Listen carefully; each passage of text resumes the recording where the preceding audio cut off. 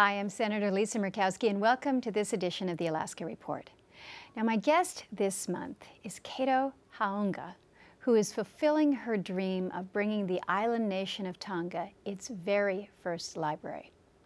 Now, some of you may have already heard about this incredible story. There's been many accounts in the local papers, but this is a tireless effort by this UAA student, which began back in 2009 as a collection of books to take back to family and friends on visits home, to the eventual logistical challenge of transporting nearly 46,000 books.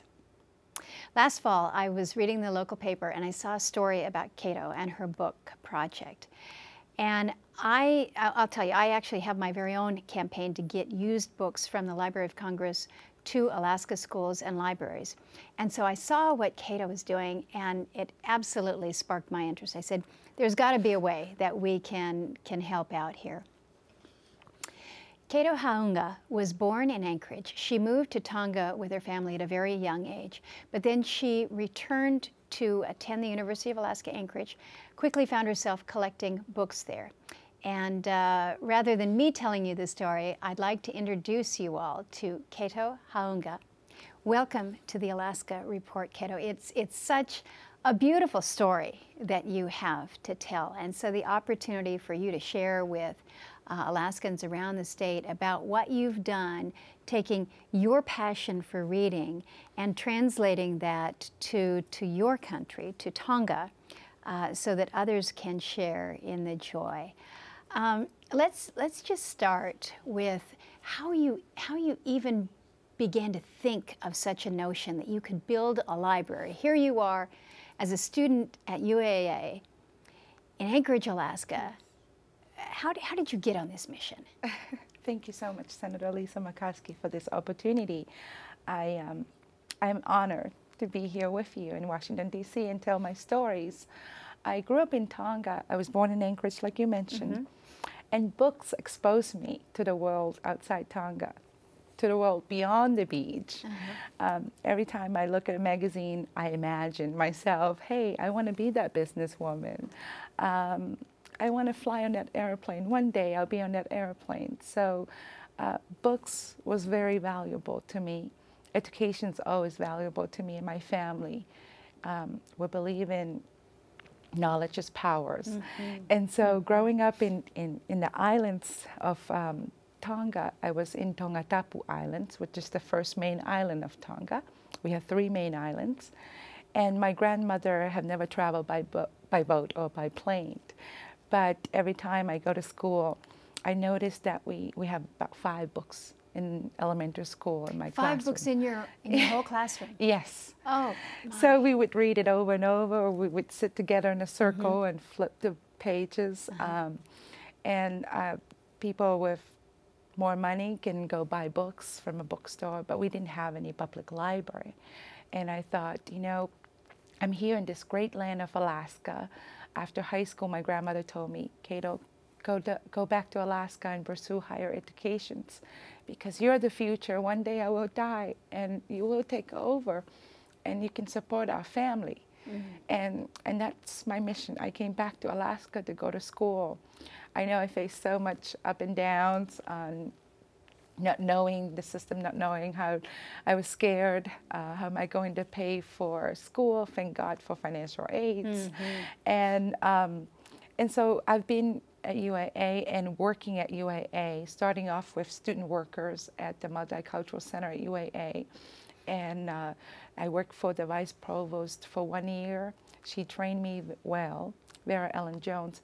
So books and education's always been in my life ever since I landed in Alaska. And there's free books at the Lusick Library I always picked up and take home. So my mother had little bookshelves at home, and I start adding free books that I found from Lusick Library or the bookstore. And I thought to myself, I so wish that my little cousins or the kids in the village in Tonga have access to books like how I do here in Alaska, especially free books. So when the tsunami hit Tonga and Samoa in 2009, I already pick up free books from the bookstores. And my desk, I have 4 free books. I always think of, okay, I'm going to go back to Tonga at some point for vacations. I'm going to take these books with me and But you were share. thinking maybe just taking a few books in a suitcase or something. Yeah. Yes, yeah. I know there was no international book rate. So 4 books is enough and to take to Tonga with me. And after the tsunami, I tried to contact my cousins, my family, my uncle, my grandmother, and couldn't get a hold of them, but finally get a hold of my uncles, and his son answered the phone, and he just bragged about, you know, waves. It's all over the house. My books are wet. They have a little bookshelves in the house that I always brought books, and asking me if I can bring books, and that sparked the ideas. So everything else, the devastation that a tsunami brings, you lose so much, but what your relatives were asking for were books. Books, yes. More books. And I thought, yes, I will bring books. Matter of fact, I'm getting paid this Friday. Like I was kind of reflecting back from the conversation I have with my little cousins, and I told him, yeah, I can go to the bookstore and buy you books. And it sparks from there. I sat at my desk and I asked myself this question: what am I going to do to help my country with the tsunami? I know my grandmother did not know how to swim. I wonder how she's doing. I have no idea. I've never been in a tsunami. So it was overwhelming that my thought just kind of wonder, how am I going to help my country from that point? And books was the answer. I thought, okay, I'm going to start a little library at my uncle's house. I've heard so many projects in Africa where people donated books and start library in a home, and that's how I started. And I thought, you know, maybe my cousin's friends can come and read in my uncle's house, and it took off from there.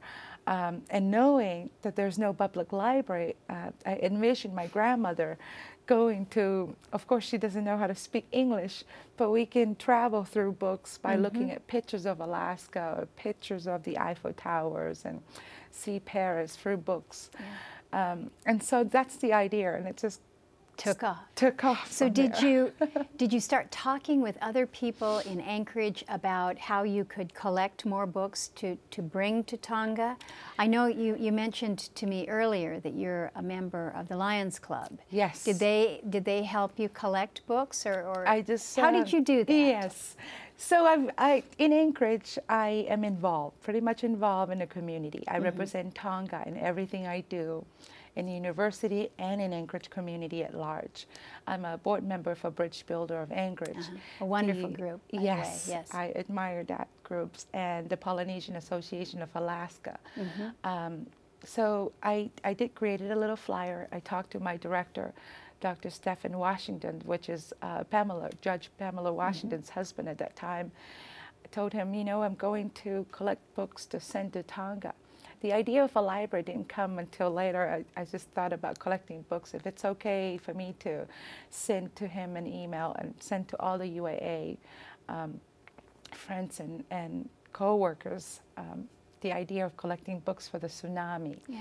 And I just creating a flyer, sending email, networking with people I've worked with and be part of.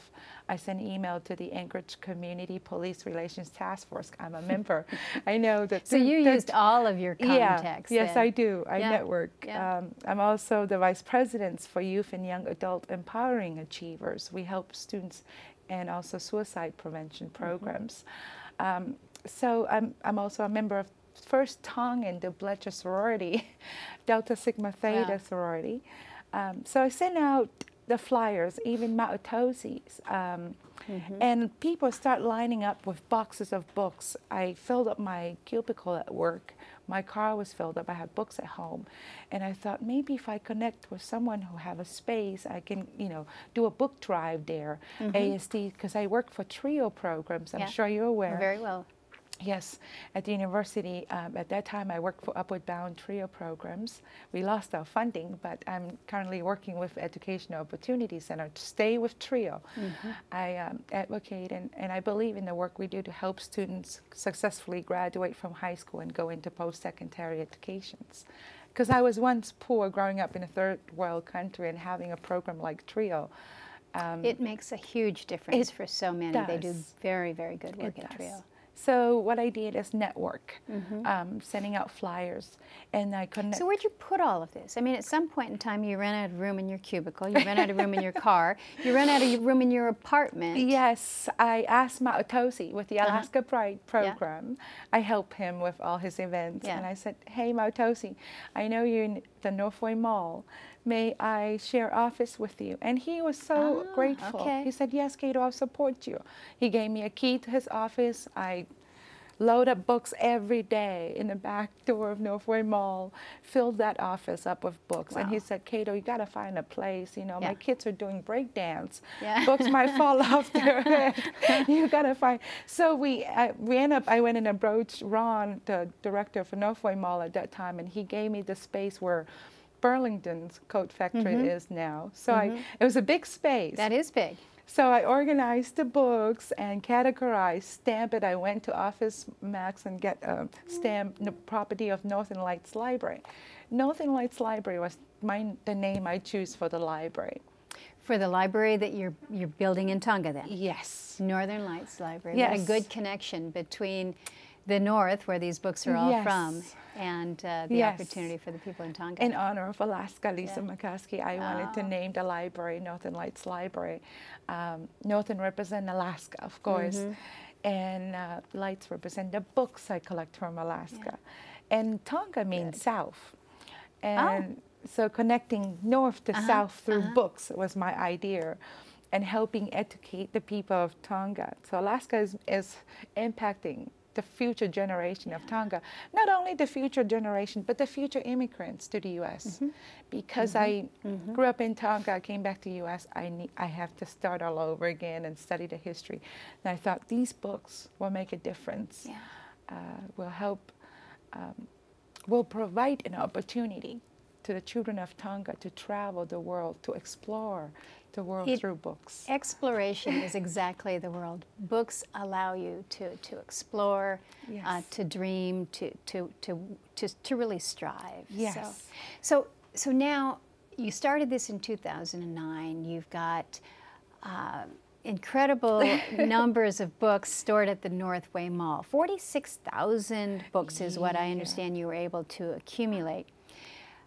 So let's talk a little bit about just what you do now, how you have worked to get these books over. And this is kind of where I got involved with you, because I was so fascinated with what you were doing. One young woman making a difference, working across thousands of miles of water to bridge the educational divide that might be out there, but really to provide for opportunities for people in Tonga. But moving 46,000 books is a tough thing. How much would it have cost you to ship books like that?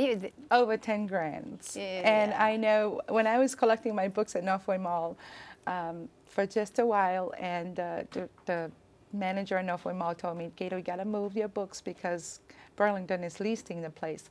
So I decided, okay, I'm going to move it to a storage room. I did my research, move it to public storage rooms right across from Diamond Burlington's, and spent about over $8,000, close to $9,000 of my own money paying for storage room fees. Oh no! But it was worth it, Lisa. Not every day. Every day, I know it's one day it's going to happen. It's going to Tonga, and from there, I start collecting books, fill up a whole storage room. I involve in Leadership Anchorage class of this year, and still trying to find a way of shipping the books to Tonga.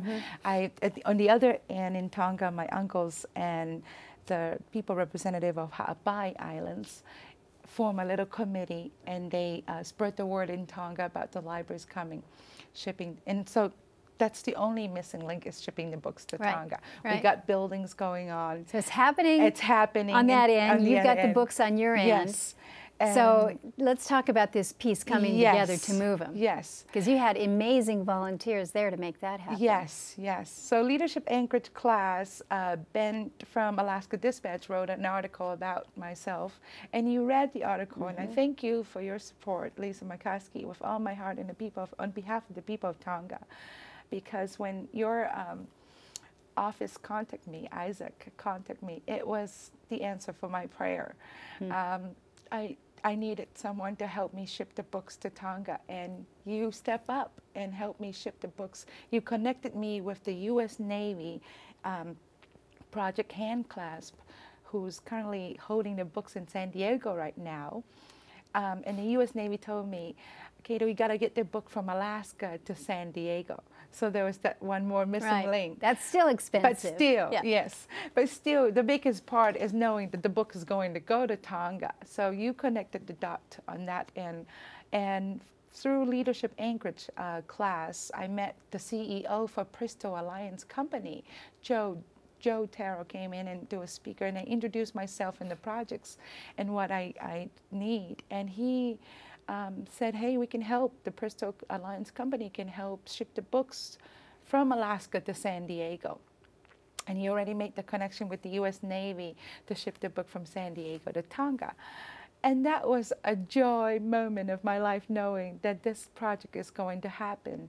So he connected me with Tote and Carlisle's, and the airport equipment donated forklift to move pallets of books. I have over 23 pallets of books shipped by the Midnight Sun ship. I so love this whole process, and I mean, I cried every time I drive my car, and I just like, thank you, Jesus, for doing this, or thank you, Lisa Murkowski. And I intend to have a mural in the wall in the library with your name, Senator Lisa Murkowski, the U.S. Navy, everybody who supported. Lots of people. Now you had, I understand that you had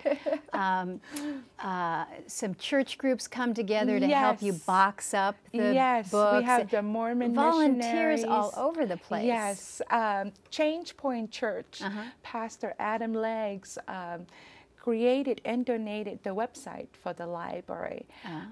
My church is a Faith Christian Community Church, and the Tongan Community Church, Polynesians Church, helped me. They came and volunteered, box up the books, and categorize some of the books as well. And it has been an amazing joyride journey, collecting books and volunteer. And I'm actually going with about 14 volunteers. 4 of them are professors and retired professors with their family. 2 are from Portland, 2 are from Arizona, great friend of mine. They're willing to volunteer and go down to Tonga with me to welcome the U.S. Navy and organize the books. So when will the Navy ship arrive in Tonga? Okay, currently right now the books are in San Diego with the U.S. Navy, and they're going to ship the books April 27th, and they will arrive in Tonga June 12th, and they'll be in Tonga from June 12th to June 22nd, 10 days. So I am willing to go down, and I've called Lord Tuita and have a conversation. He contacted me from San Diego, and him and the Princess of Tonga are very supportive of the projects. They granted me their building. The Tongaleleka Hall is a community building in Tongaleleka Ha'apai. That's where I intend to have the library. The library is in the heart of Tonga. It's in the middle of Tonga. 55 islands will tie into the library. 55 islands in Ha'apais. And it takes an overnight boat ride from the main islands to the main islands.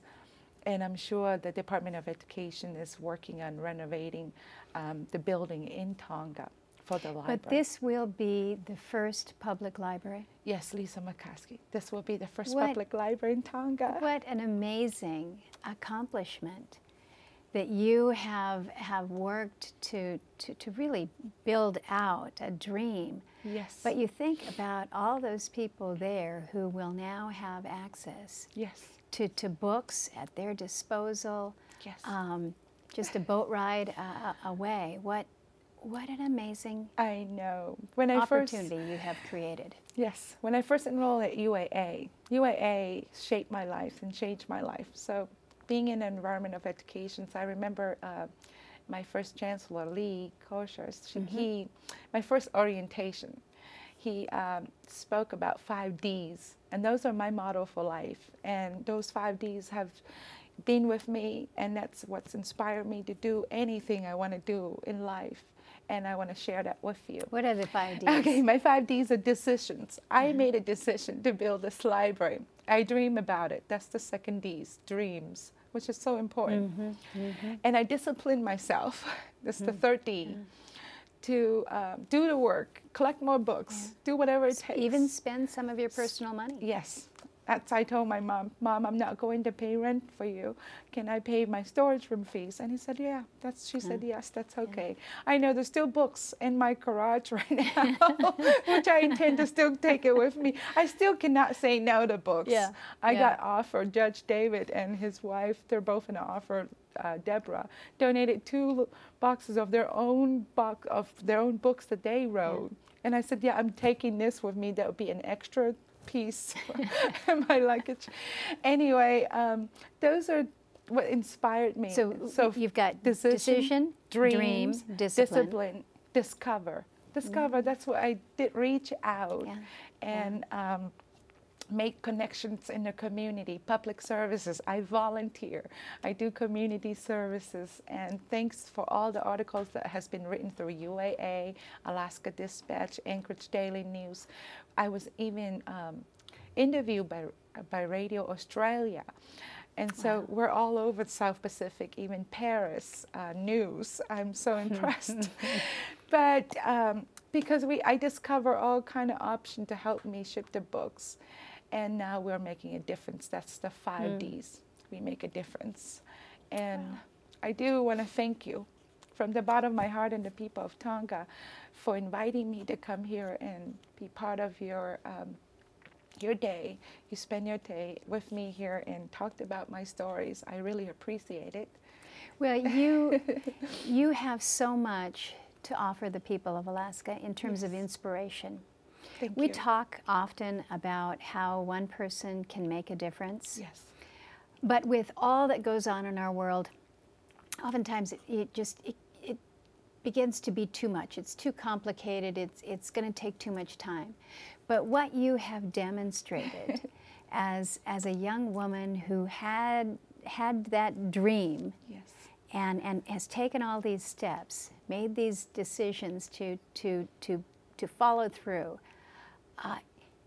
it should inspire each and every one of us to push just a little bit harder, to make that effort, because you are demonstrating that with a little bit of tenacity and a willingness to reach out to others and say, share this dream with me. Let's make a difference for the people in Tonga or wherever. And so the opportunity to have you on the Alaska Report today to share this is so important. I think we recognize, and you certainly have seen this through the many friends that you have met at Bridge Builders. Alaska is an amazing place with populations, people who have come to us from all corners of the world. And they make us a better state, a better people. But I think the richness that you have shared through your passion, your love for reading, and a desire to open this wonderful world of exploration to others in your home country is something that truly has helped to make Alaska richer. So I thank you for all that you've done. I thank you for sharing your story. It really is remarkable. I wish that I could be with you in Tonga as you welcome this ship and put those books in the shelves for that very first time. Maybe you can come to the opening. Maybe we can. It will be in December. In December? Yes. Okay. We plan for a grand opening in December. Well, if I can't make it, maybe we can exchange videos, because what you are doing is really remarkable. Kato, thank you. Thank you so much for sharing your story. Thank you so much for making a difference and involving Alaskans along the way. And to those who helped you, whether it was those that were filling the boxes, those that made donations, those that have stepped up to help allow for filling all these logistical pieces in, and of course to those who service in the Navy. A great deal of thanks go out to those as well. So thank you. To those of you who have joined us here on the Alaska Report, I think you've heard a remarkable, remarkable story about our friend Kato Haunga and all the work that she has done. So good to have you here on the Alaska Report, and we will catch you next time. Thank you.